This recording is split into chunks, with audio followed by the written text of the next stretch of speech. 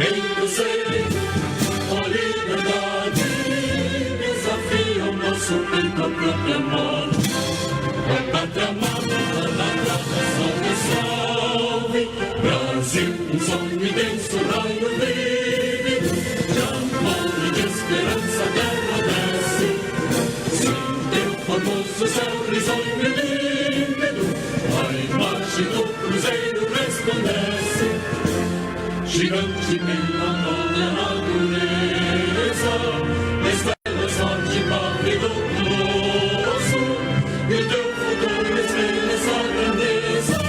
Terra adorada, entre outras lutas do Brasil, a pátria amada, os filhos deste sol mais gentil, pátria amada Brasil. Deitado eternamente imenso e esplêndido, ao som do mar e a luz do céu profundo, fulguras obras e florão da América, iluminado ao sol do novo mundo, do que a terra mais garrida, desde os sonhos lindos campos tem mais flores, nossos bosques têm mais vida, nossa vida no teu seio mais amor. Pátria amada, salve, salve. Brasil de amor eterno seja símbolo, um lavarote sentas estrelado, e diga o verde louro desta flor, mas no futuro e glória do passado, os cheques da justiça canta forte, verás que o fim teu não foge a luta.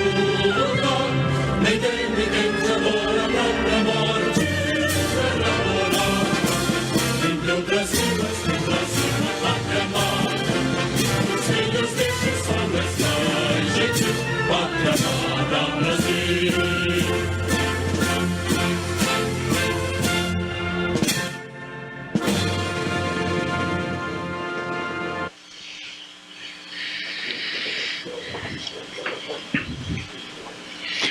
Para uso da palavra, o senhor Luiz Henrique Mandetta.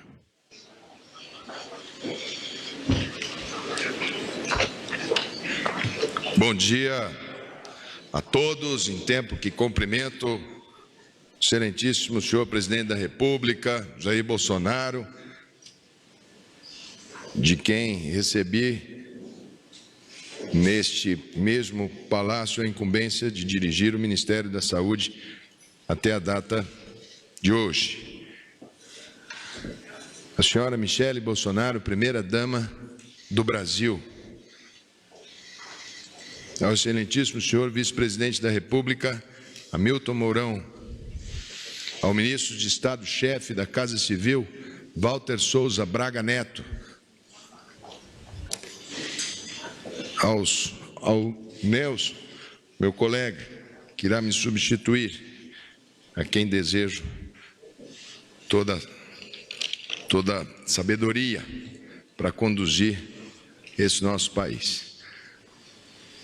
É normal e praxe nessas reuniões nós cumprimentarmos todos os ministros ao cumprimentarmos o ministro-chefe da Casa Civil. Mas eu peço licença para cumprimentar cada um dos ministros com os quais tive a honra de trabalhar numa equipe maravilhosa. Cumprimento ao ministro Sérgio Moro, ao ministro da Defesa, General Fernando, ao ministro Ernesto, das Relações Exteriores, ao ministro Paulo Guedes, da Economia, ao ministro Tarcísio, da Infraestrutura, a minha conterrânea, amiga de família, Tereza Cristina, da Agricultura, ao ministro Weintraub, da Educação, ao ministro Onix, da Cidadania, ao ministro Jorge Ramos, ao nosso decano, general Heleno, muito obrigado. Tempo que lhe cumprimento, estendo esse cumprimento a todos aqueles que compõem essa equipe maravilhosa, ao ministro André, da AGU, ao nosso presidente do Banco Central, Roberto, orgulho de trabalhar com Roberto Campos Neto, nosso querido Roberto Campos. Ministro Ramos, ao senador Flávio, em seu nome, senador, cumprimentar todo o Senado da República, transmita a todos os senadores meus cumprimentos, meu agradecimento. Ao deputado Eduardo Bolsonaro, em seu nome, cumprimento todo o Legislativo, transmita a todo o Legislativo o meu respeito, vejo parlamentares aqui presentes. Ao Rogério Marinho, os ministros da Infraestrutura, muito obrigado. Wagner do Rosário, da AGU, ministro Marcos Pontes, muito obrigado pela parceria sempre firme da Ciência e Tecnologia. Ministro Bento, muito obrigado pelos conselhos, muito obrigado pelas orientações, enfim, por tudo que fizemos juntos nesse intervalo de tempo. Não se pode resumir em palavras determinados momentos, mas eu vou procurar pelo menos colocar alguns pontos que são muito importantes principalmente para o Nelson, ministro que agora me substitui. Nós encontramos um sistema de saúde extremamente complexo, uma proposta constitucional, uma máxima constitucional pétrea, em que nós temos o desafio geracional de construir um sistema universal, um sistema igualitário, porque busca a equidade e busca a integralidade. São desafios para uma geração de brasileiros que foram plantados na Carta Magna de 1988. Para darmos a nossa colaboração, num momento em que é necessário que o país faça ajuste fiscal, não existe saúde sem economia, em que nós trabalhamos no ano de 2019 nos fundamentos. Encontramos um país perdendo o certificado de área livre de sarampo, porque perdeu um histórico de bons índices de vacinação do Programa Nacional de Imunização. Encontramos um país que não tinha um diálogo com a atenção primária e criamos pela primeira vez nesses 31 anos de SUS a Secretaria Nacional de Atenção Primária e demos os 6 passos de reestruturação do sistema: a criação da secretaria, a ampliação do horário noturno para o Saúde na Hora.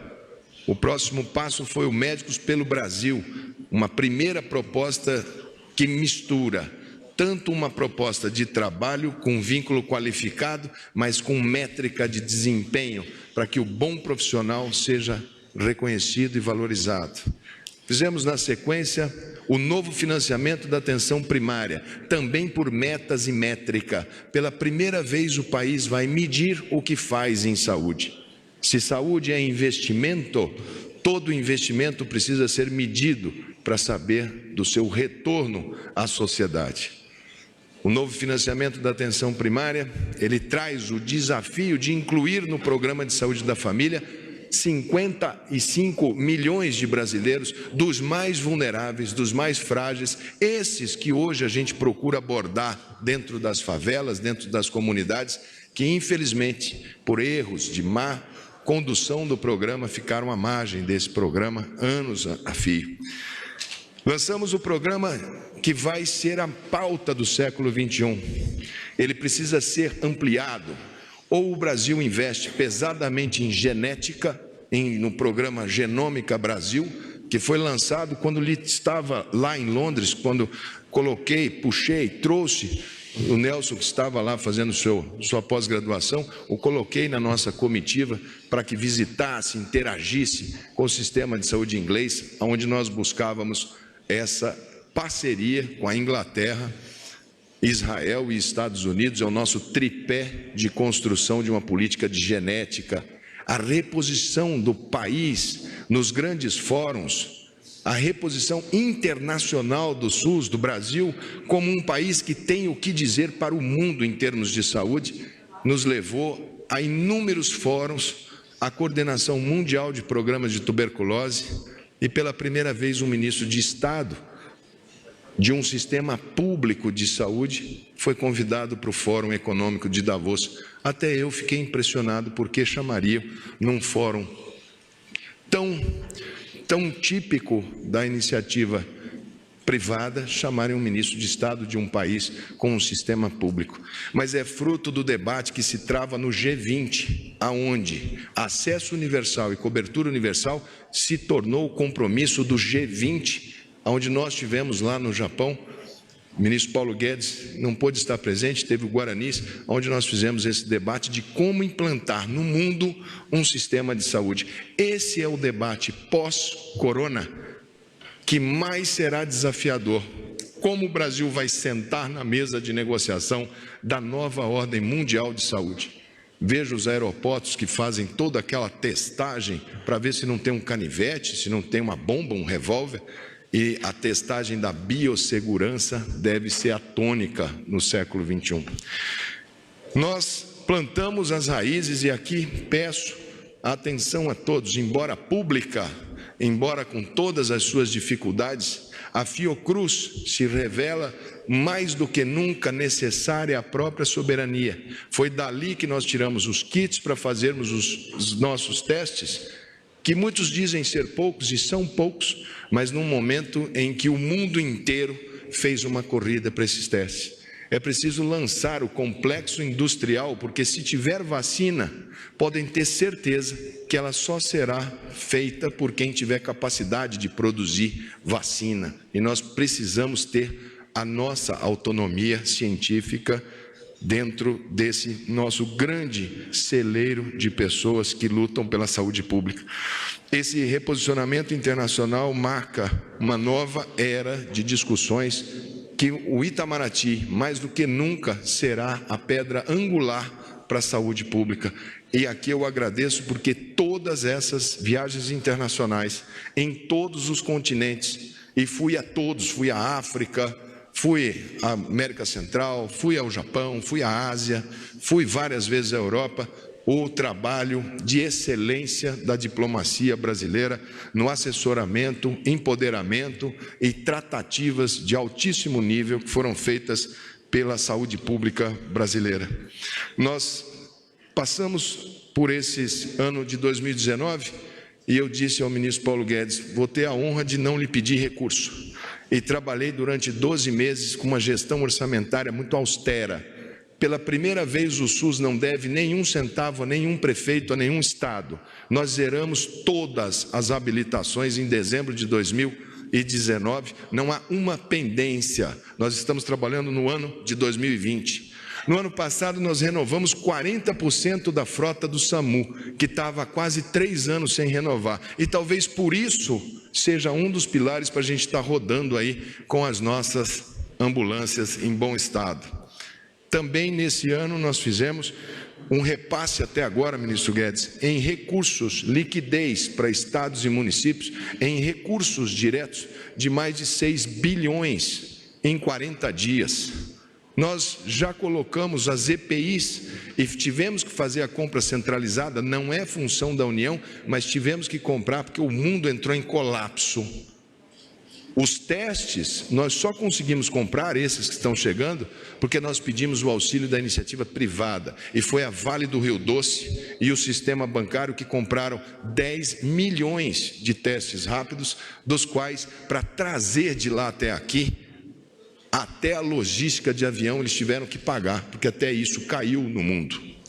E a gente tem que agradecer muito as inúmeras parcerias que vieram. Hoje, fruto de nós termos aberto os ventiladores, quebrado as regras, engenharia reversa, capitalizado pequenas empresas para fazer 15 mil respiradores dentro do Brasil, hoje eles entregaram os primeiros 180, que já vão para dentro do sistema. No mês de maio nós estaremos com um sistema muito mais eficaz. Também com a iniciativa privada, mas sem comprar o reagente não adianta ter, nós compramos através da OPAS, Organização Pan-Americana de Saúde, num acordo internacional difícil de ser feito, o Brasil fecha 10 milhões de testes PCR-RT. E o maior programa de concentração para usina de exames privado, feito com a DASA, que fez a sua proposta sem custos para o sistema de saúde, apenas o custo da operação, mas nada, nenhum tostão de ganho, isso tudo numa colaboração com o sistema de saúde, a gente vai conseguir no mês de maio ter na faixa de 20 a 25 milhões de testes sendo realizados em todo o território nacional, num cenário onde não há mercado. Eu sempre disse para os senhores que colapso é quando a gente tem o dinheiro, tem a ordem judicial, tem a carteirinha do plano de saúde, tem tudo, tem até a doença e simplesmente não há o sistema. Isso o mundo experimentou por ter feito uma opção de concentrar todas as compras com a China, 94% desses insumos, e a Índia com a matéria-prima, com mais de 90%. A gente espera que a Índia continue produzindo essas substâncias primárias, porque caso contrário, do mesmo modo que estamos sentindo falta das máscaras, poderemos sentir falta dos medicamentos de uso contínuo. É um passo difícil, o século XXI vai ser dividido em antes e após o coronavírus.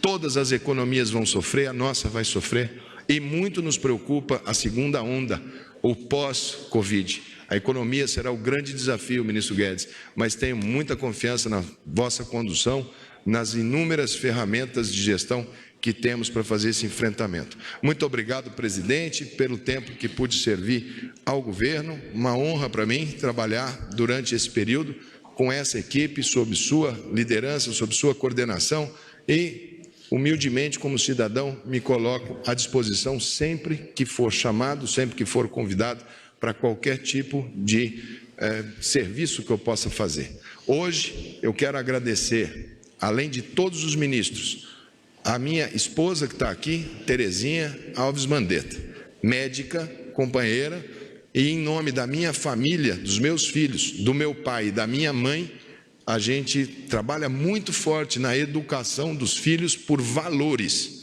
E eu gostaria muito de deixar muito claro que, do ponto de vista nosso de educação familiar, nós sabemos muito bem que fizemos um trabalho que deveríamos ser feito e continuamos à disposição do país, com a mesma vontade de que esse país possa ter dias melhores. Muito obrigado, presidente, muito obrigado a toda a equipe. Um agradecimento especial à dona Michele Bolsonaro pelo trabalho inspirador em relação às doenças raras.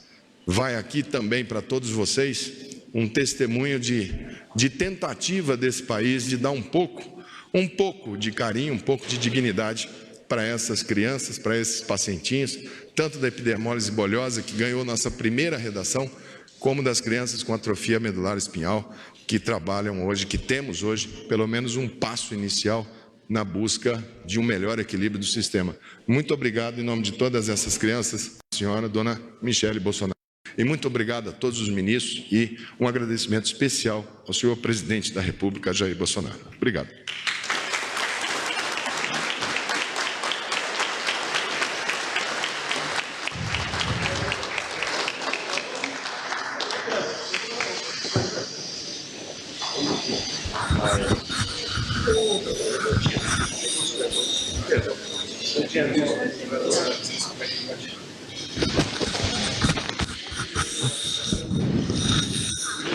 Neste momento, o presidente da República assina o termo que dá posse ao ministro de Estado da Saúde. Convidamos o ministro de Estado da Saúde, Nelson Teich, a assinar o seu termo de posse.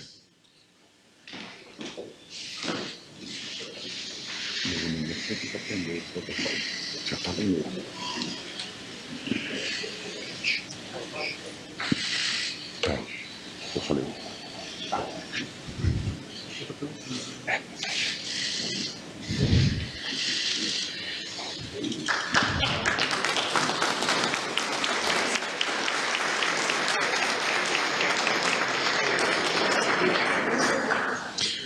Ouviremos agora as palavras do ministro de Estado da Saúde, Nelson Teich.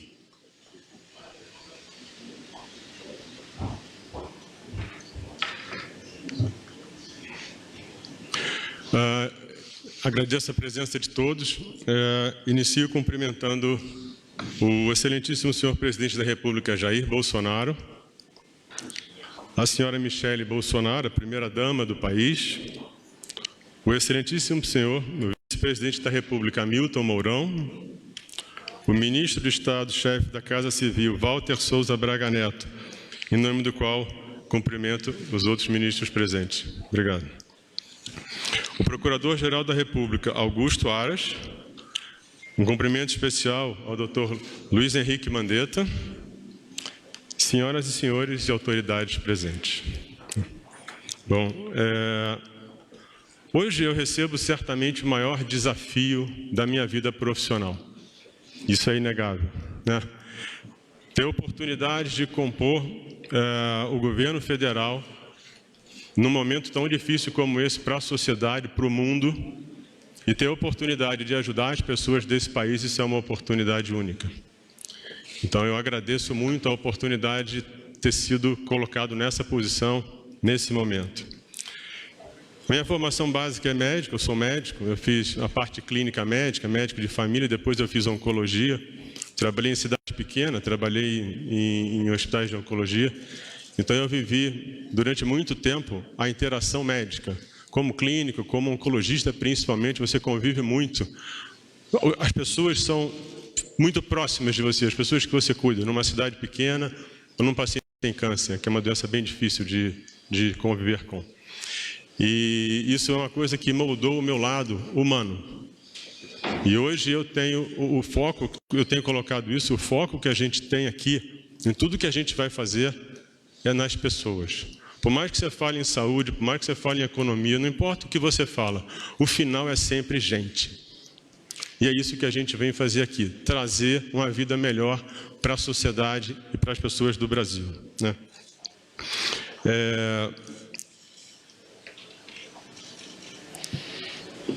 Outra coisa que eu tenho colocado é a importância da informação. Uma das características dessa doença que a gente vive hoje, que é a Covid-19, é a pobreza de informação sobre a doença, sobre a evolução dela, sobre possíveis tratamentos. E isso aí leva a um nível de ansiedade e medo que é enorme. Então a gente vive não só um problema clínico, que é de cuidar da doença, mas é de administrar todo o comportamento de uma sociedade que hoje está com muito medo. Você anda nas ruas, quando eu vim para cá, eu vim do Rio de Janeiro, a gente passando pelo Santos Dumont, tudo deserto, gente de todo mundo com máscara. É uma coisa que parece filme, então essa é a realidade que a gente está vivendo hoje, e isso leva a muito medo. E a gente vai ter que trabalhar isso também, trazendo confiança de que a gente vai levar para as pessoas, através da informação, do conhecimento, do planejamento, o começo da construção de uma solução. É óbvio que a gente espera que isso venha muito mais rápido, se sair um medicamento, vacina demora um pouco mais, mas isso é uma opção. E uma das coisas que vai nortear a gente é essa parte da informação, capturar isso cada vez melhor, mais detalhado. Uma das coisas que é importante fazer nesse momento é juntar o que a gente tem de informação na saúde, em outros lugares, em outros ministérios, e trabalhar isso de uma forma para a gente tentar ampliar esse volume de informação, trabalhar o detalhamento dele, olhar o que está faltando e desenhar um programa para que cada dia mais a gente entenda o que está acontecendo. Porque quando você sabe o número, quando você sabe o que acontece, as soluções vêm quase que naturalmente. O problema do desconhecimento é porque você fica... as suas decisões, elas são muito mais uma coisa que você acha, você imagina, do que você realmente tem uma visão clara do que vai acontecer na frente, né?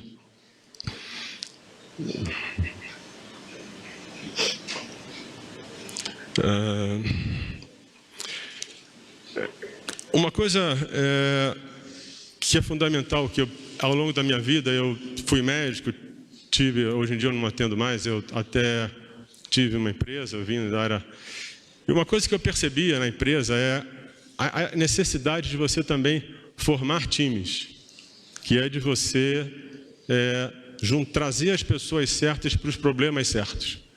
E você dá para essas pessoas a condição de trabalhar, porque às vezes se você mapeia o problema, mas você não traz o time, você não consegue resolver. Então isso é uma outra coisa que é muito importante.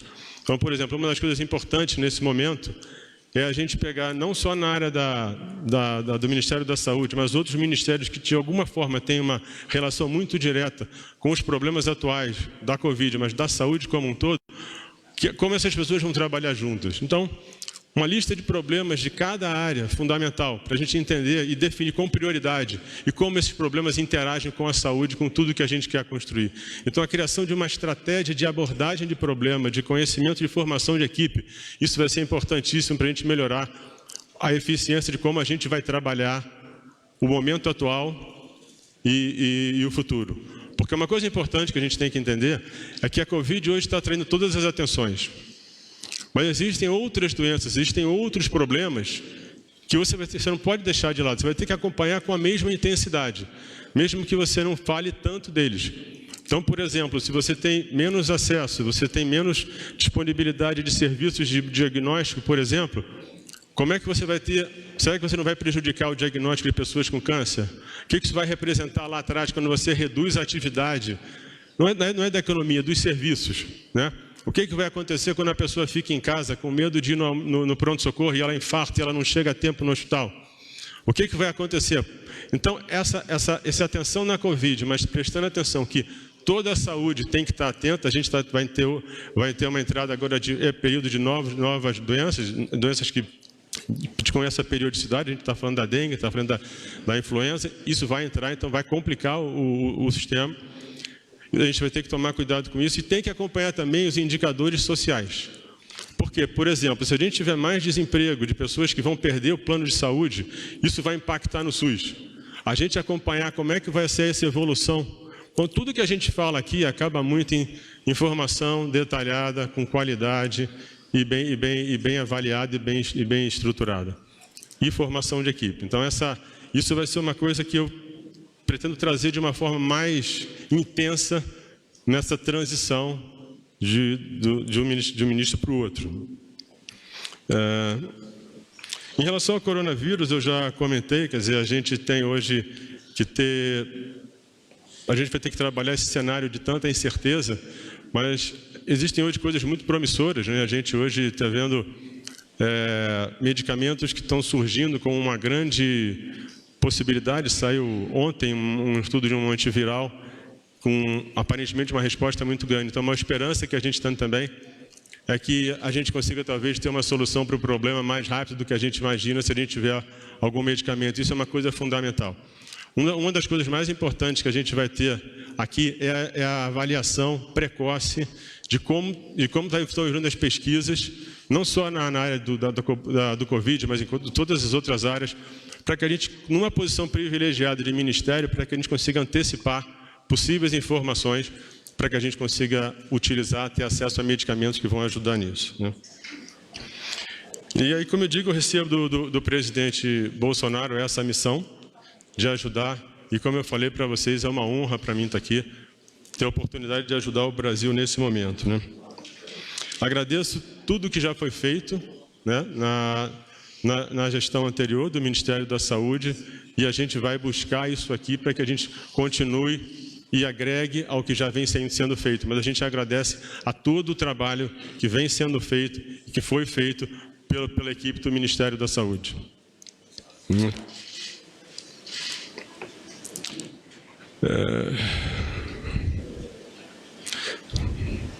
Na verdade, hoje, eu começo as minhas atividades aqui, e basicamente o que a gente estou chegando hoje, e a ideia é realmente que a gente trabalhe pontos que eu considero importantes como ações iniciais. Uma, como eu falei, juntar as informações das diferentes áreas que a gente tem dos ministérios, para a gente tentar aumentar a quantidade de informação, mais detalhamento e poder analisar, né? Uma outra coisa é uma maior integração entre os ministérios, para que a gente possa mapear coisas ligadas à saúde que são fundamentais. Então, como é que está a parte de logística, a parte de recurso de equipamento, como é que isso está funcionando, para que a gente possa ter as pessoas mais capacitadas em cada área, ajudando e trabalhando junto, né? A gente não pode esquecer que, um comentário importante também, que as pessoas mais frágeis, as pessoas mais pobres, possivelmente vão ser aquelas que mais vão sofrer. Isso é natural em qualquer situação de crise, de doença, e a gente não, a atenção para essas pessoas vai ser total, né? E para finalizar, eu quero... Esse é um trabalho, a gente tem ações iniciais que a gente vai fazer, né? Decidir acompanhar diariamente a evolução em cada estado, município, de como está evoluindo a Covid, ou outros problemas que possam estar relacionados à saúde, e trabalhando com os estados, com os municípios, que a gente consiga ter uma agilidade na solução de problemas que vão surgir. Porque, como eu falei antes, essa situação, com tanta incerteza, você não consegue planejar muito na frente. Você tem que analisar todo dia o que está acontecendo, ver o que aconteceu até ontem, fazer um diagnóstico, fazer um planejamento e executar. A grande dificuldade realmente é você tirar as coisas do papel e das ideias e fazer com que aquilo aconteça na prática. É quando você realmente muda a história, é quando você realmente ajuda as pessoas. E para finalizar, eu quero agradecer a minha família, minha mulher está aqui, minha esposa, agradecer meus filhos. Isso foi, a gente conversou antes de eu assumir essa posição, era muito importante que eu tivesse apoio pleno da família, porque é uma missão que te obriga a trabalhar 24/7, né, principalmente em fase de crise. Então, eu agradeço muito a minha família, né, e agradeço mais uma vez ao presidente a oportunidade de ajudar o Brasil num momento como esse e que, além disso, depois disso, que a gente consiga trabalhar a saúde como um todo, em todas as áreas, aí juntando saúde pública, a saúde suplementar tem que ser lembrada também, ela faz parte, pessoas do empresariado que querem ajudar. A ideia é a gente trazer todo mundo junto, num grande guarda-chuva, num grande planejamento, num grande time, para que a gente realmente consiga levar o Brasil para uma situação melhor, tanto na saúde quanto na economia. Obrigado.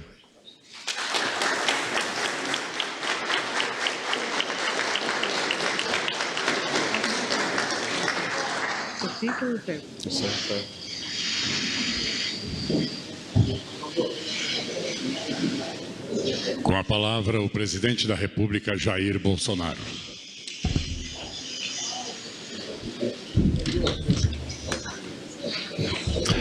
Bom dia. Hoje é dia de alegria. Afinal de contas, nós vamos unir aqui agradecimentos e cumprimentos. Prezado vice-presidente, sempre falei que o nosso ministério é um time, né? E um time, de vez em quando, alguns jogadores são substituídos. Por vezes, por cansaço. Por vezes, naquele jogo, ou a partir daquele momento, a gente precise modificar o placar. Não há demérito para ninguém nesse momento. E todos torcem pelo time chamado Brasil. Prezado Augusto Aras, doutor Augusto Aras, nosso chefe da PGR, uma satisfação vê-lo aqui. Senhora Michele, primeira-dama, chefe da Casa Civil, Braga Neto. Esse cumprimento é para mim? Meus cumprimentos a todos, senhores ministros. Dizer a todos que eu quero primeiro começar a agradecer Henrique Mandetta, do estado da Tereza Cristina, do estado ao qual tive o prazer e a honra de servir no 9º GAC NIUAC por 3 anos, um estado caloroso em todos os aspectos, não só no tocante ao clima, bem quanto ao povo, bastante simpático e hospitaleiro. Saudades daquele churrasco com mandioca, daquelas guaviras de final de ano. E, obviamente, esses sentimentos se misturam com o do ministro Mandetta. Tenho certeza que ele sempre está lá, não vai ter saudades. Mas marca a nossa vida. De lá eu fui para a Escola de Educação Física do Exército. E segui a minha vida. O Mandetta assumiu esse time conosco em janeiro do ano passado. Tenho certeza que ele fez o que ele achava que tinha que ser feito. Que eu dei liberdade aos ministros para buscar o melhor para o Brasil por meio do seu ministério. Eu tenho certeza que ele sai com a consciência tranquila. Agora podemos perguntar, né? Por que substituir? A visão minha é um pouco diferente do ministro que está focado no seu ministério. A minha visão tem que ser mais ampla. Os riscos maiores, logicamente, são sobre minha responsabilidade. Eu tenho o dever de decidir. Eu não posso me omitir. Eu tenho que buscar aquilo que, segundo o povo que acreditou em mim, deve ser feito. A visão do Mandetta, uma visão muito boa, era da saúde, da vida. A minha, além da saúde da vida, entrava o Paulo Guedes, entrava a economia, entrava o emprego. Desde o começo eu tinha uma visão, ainda tenho, que nós devemos abrir o emprego. Porque o efeito colateral do combate ao vírus não pode ser, no meu ponto de vista, mais danoso que o próprio remédio. Eu tenho certeza que o Mandetta fez o melhor, deu o melhor de si para atingir esse objetivo. E eu agradeço, Mandetta, no fundo do coração. Aqui não tem vitoriosos nem derrotados. A história, lá na frente, vai nos julgar. E eu peço a Deus que nós dois estejamos certos lá na frente. Então, essa briga de começar a abrir para o comércio, é um risco que eu corro. Porque se agravar, vem para o meu colo. Agora, o que eu acredito que muita gente já está tendo consciência é que tem que abrir. Hoje mesmo, acreditando na imprensa brasileira, vi uma matéria que 50% dos prefeitos estão divididos no tocante à abertura. Até pouco tempo era 100% o contrário, ou 99%. Eu tenho certeza que eles sabem dessa necessidade. Como conversei com o ministro Moro agora há pouco sobre as fronteiras. Eu tenho a minha opinião, que a gente vai conversar com mais ministros. Começar a abrir as fronteiras. Até te pergunta, por que está fechado com o Paraguai? É uma fronteira seca que não temos como fiscalizá-la. Eu acredito que quando a gente for escrever alguma coisa, é para ser cumprido. A mesma coisa no tocante ao Uruguai. Então isso a gente vai tendo informações e vai decidindo, assim como qualquer portaria restritiva tem que passar agora pelo crivo da chefia da Casa Civil, qualquer. Vocês sabem do que depender de mim, nenhum cidadão seria preso no Brasil por causa disso. A detenção, segundo a lei, é quem porventura estivesse disseminando de forma criminosa algo que afetasse a saúde de todos.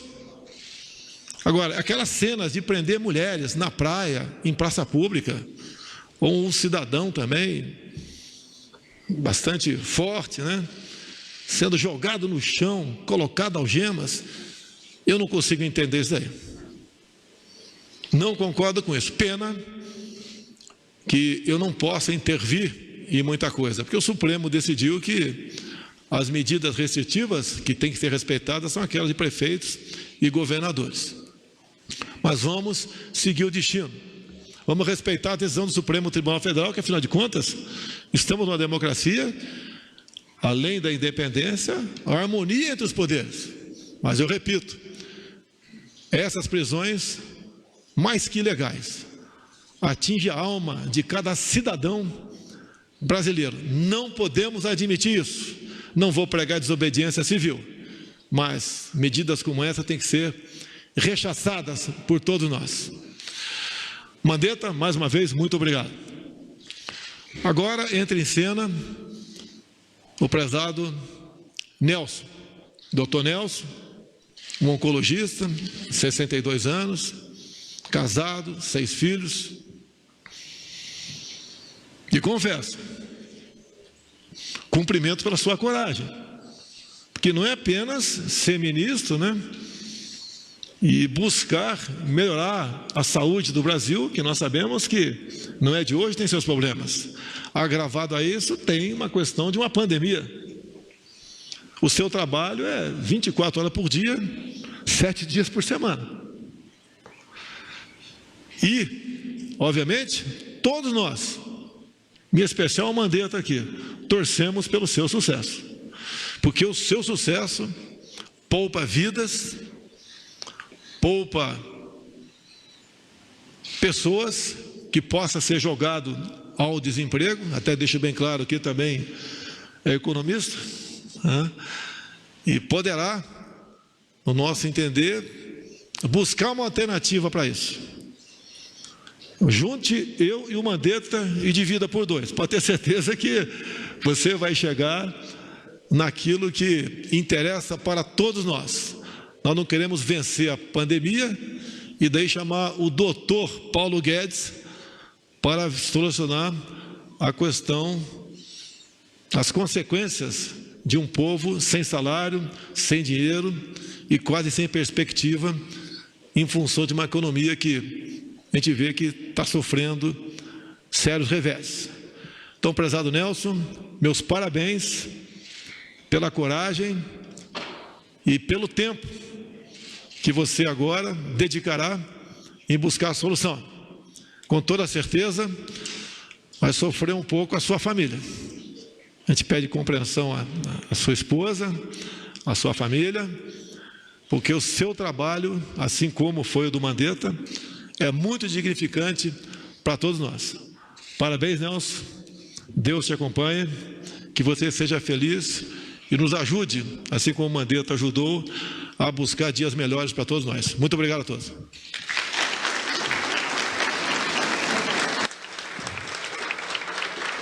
Está encerrada esta cerimônia. Os senhores ministros receberão